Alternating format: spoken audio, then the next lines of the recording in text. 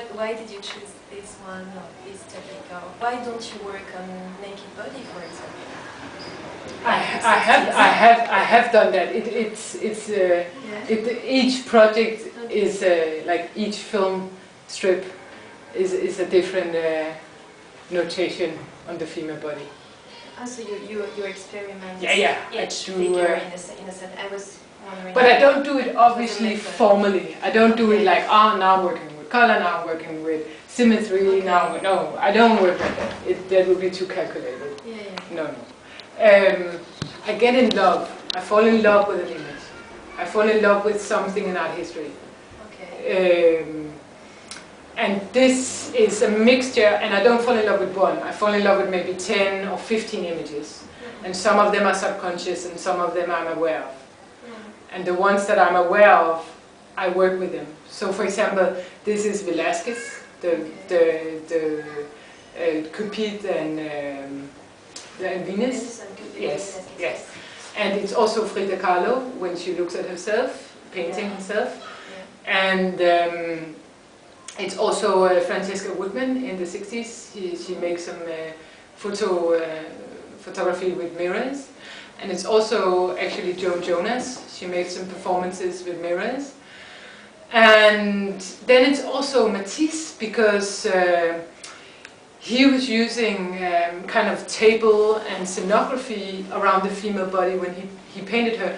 And in this setting, it's the first time that I'm very conscious of the clothes. So the clothes is a costume.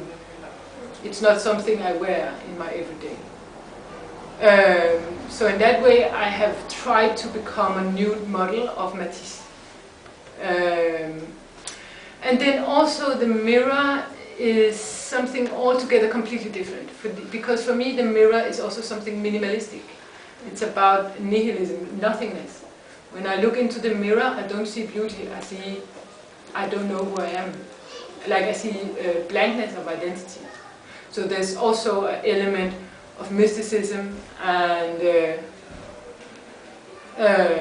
hollowness, which I hope that at some level people understand that. That for me, I don't trust the mirror. I'm not going, wow, I look pretty in the mirror when I do the work. I use the mirror as a confrontation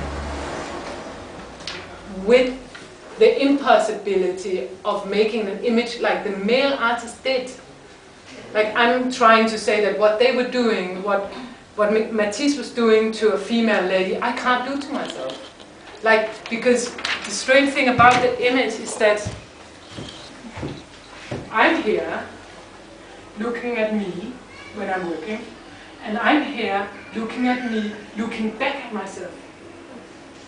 So because it's all me, and there's the mirror, there's a double reflection in it. It's almost like Dan Graham did a performance where he had a mirror, and he would start looking at the mirror and go to someone that said, if you were in the performance, he would go, a woman in a grey shirt, a woman in a grey shirt, but he would never look at you.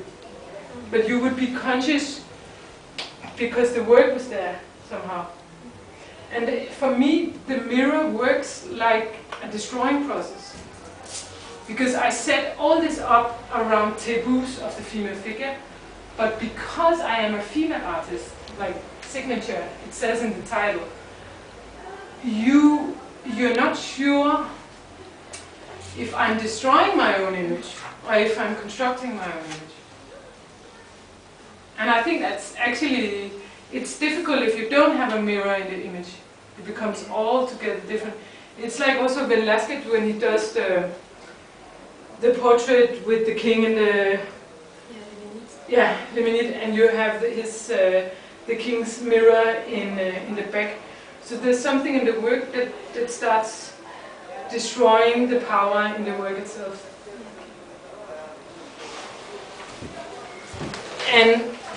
And I hope that at some level that people understand that when I take a taboo, I don't take it to just look at it. I also take it just as a, almost like looking at something that doesn't exist, but it's an appearance somehow. I don't know. I hope that the work will have levels, for me they have levels of taboos in art history, but they also have levels of intimacy, which is very physical and maybe very female, maybe very male, I don't know. And then they have the formal level of the mirror, which is definitely something that will make me, it's like a riddle that will, it's like a circle argument. And that's why I can't even enter the work when I'm not looking at myself when the work is made anymore. It's more like a discussion of identity. Could you work with a model instead of with yourself? No, it's difficult because then I wouldn't have the proposition of a subject looking at a subject, and then in the subject she's looking at her subject, and then the mirror is physically looking at the camera. So I don't have this construction of a labyrinth in the same way. It's also that you are the model and you are the artist, yes. And that's one of the main differences. Yes. That's basically what you try. You try to be the object and the subject at yes. the same time. I'm kind of a scientist of my own body, in a way. But then also a puppet master, somehow, with art history and the formal issues.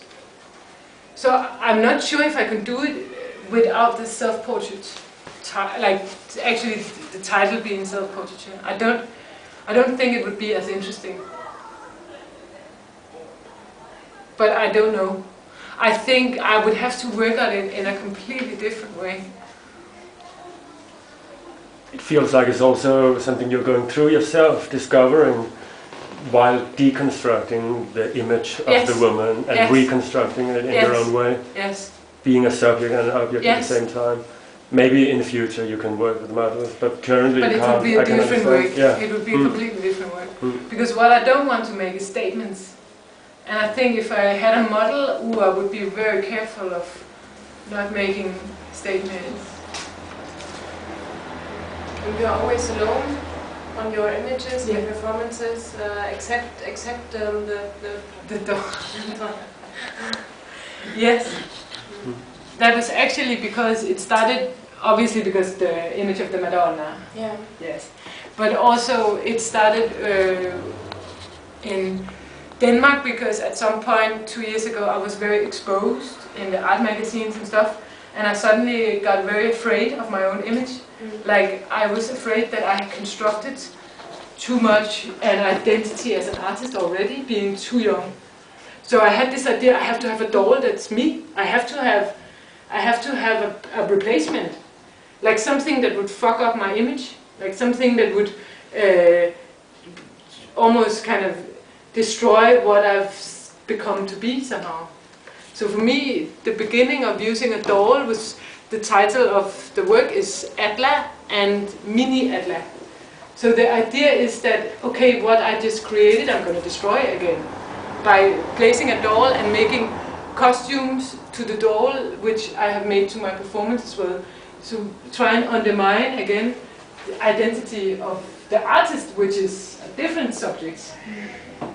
Is there some kind of similarity between the mirror and the doll as a kind yes. of reflection? I mean, and there is a third yes, position, definitely. which is the spectator and also the maker. Yes. Actually, in this case. Yes, definitely. The doll functions like a mirror somehow. And then it also, it has other levels of motherhood and traumas and pain and symbolisms of culture, like also very banal stuff, like you have to have children in my age and I don't want to have children. So they're like formal levels and more philosophical identity levels and artistic levels of branding, and then there's the kind of critique of the Madonna and the nice female image, and because she's not always nice. So it's again like a art historian problem. And so the level always have like my own personal problems and then my formal problems and my more kind of professional identity problems, and they all come together in a really strange submersion somehow.